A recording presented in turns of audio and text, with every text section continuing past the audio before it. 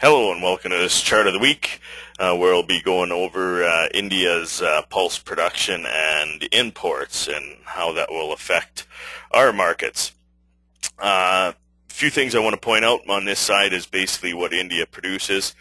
The pigeon pea beans, basically that's something that we don't even have access because of our climate in Canada, so that doesn't really matter. But basically what it'll show you on this side of their production is that it's roughly about half of what they produce is for what they need in their market, and they generally have to import about 1/3 of their imports are that product. So that basically, that's something to follow in the world market if you're growing chickpeas or lentils, or even for that fact peas, but more so for chickpeas and lentils, because as the red line decreases, you'll see other lines increase. So they have to compensate from somewhere in their in the import market. I guess what really matters to most of Saskatchewan and Alberta is the yellow, the gray line bar, and the green line. So as you see, they produce a lot of chickpeas. So that's as this yellow line decreases, then they have to import a little bit more. But if you really follow the yellow line through the years, basically it's about the same amount of their imports. You saw back in 9-10 it was a little bit higher, or 8-9 I should say.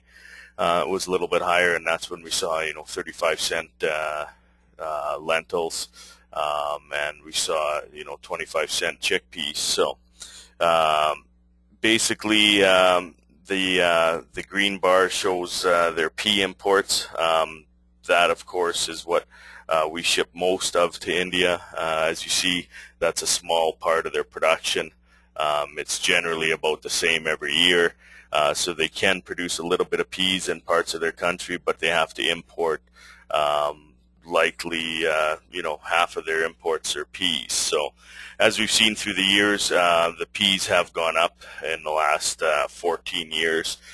If you look at the green bars here and see exactly how much they've been importing. And timeliness and quality obviously matters for the pea market in India. But basically the question always posed to me is yellows versus greens. What we've seen in the last couple of years is India is a price-sensitive market. So when greens got too high, demand fell off, and everybody was seeding yellows. Now I see more guys going back into greens because there can be a little bit of a premium in it, or more for the economics of it, less lodging. It doesn't go flat, and it's easier to harvest. So basically that's the biggest thing that has to do with the green pea and yellow pea. Our exports over to India is how much they're consuming and how much they're producing. So thanks for watching this video, and be sure to check out the other videos under Charts of the Week.